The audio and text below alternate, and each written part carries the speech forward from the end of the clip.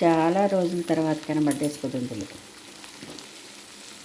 Market నుంచి అన్నీ clean చేసుకుని వస్తాయేమో హడావుడి హడావుడి గబా గబా ఉల్లిపాయలు కోసేసాము, వేసేసాము.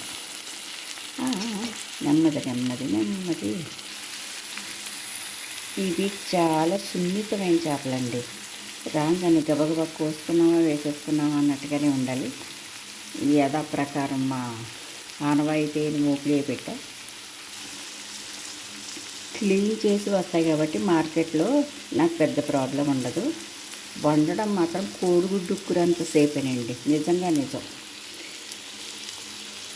చిన్నగా ఉప్పు సరిపడినంత, చిన్నగా అంటే నా భాషలో అదే. కారం,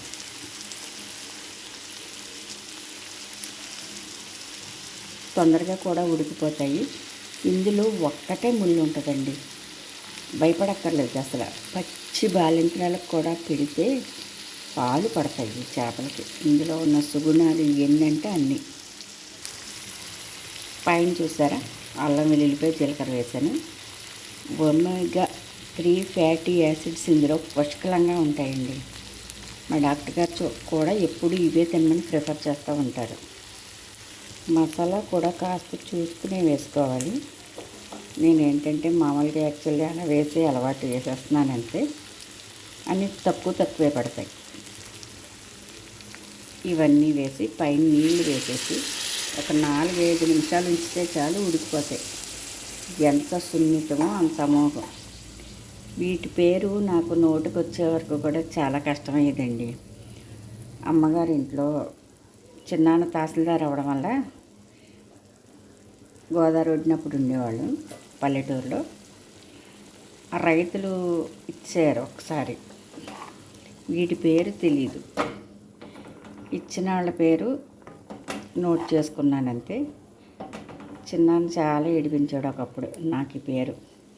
ఆ తర్వాత 2-3 సార్లు బుక్లో ఎక్కించుకుని చెప్పేదాన్ని. ఆ తర్వాత అలవాటైపోయింది. ఆ తర్వాత పెళ్ళయి అత్తగారి ఇంటికి వచ్చినాక మా అత్తగారు వాళ్ళ ఇంట్లో ఇవే ఎక్కువ తినేవారు. ఓహో, చిన్నప్పుడు బంధం మళ్ళీ ఇక్కడ మనకు ముడుగు పడిందా అని చెప్పేసి నాలో నేనే నవ్వుకున్నాను. చాలా ఆరోగ్యకరమైన ఇసుక దొంతుల కూరండి.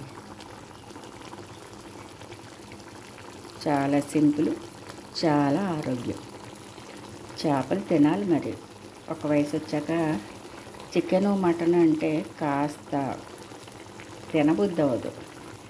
చేపలు అనుకోండి, ఎన్వి అలవాటైన ప్రాణాలకి ఏదో కాస్త మంచి తిన్నాము అనే ఇది ఉంటుంది. కొంచెం తప్పదు మరి ఒక వయసు వచ్చాక కదా. మంచిని తిందాం, ఆరోగ్యంగా ఉందాం. 2 నిమిషాలు అయిందంటే కట్టేసుకోవడమేనండి. మర్చిపోయాను, గుర్తుంచుకోండి, బాలింతరాలకు కూడా పెట్టవచ్చు. ఆరోగ్యం, పాలు కూడా పడతాయి.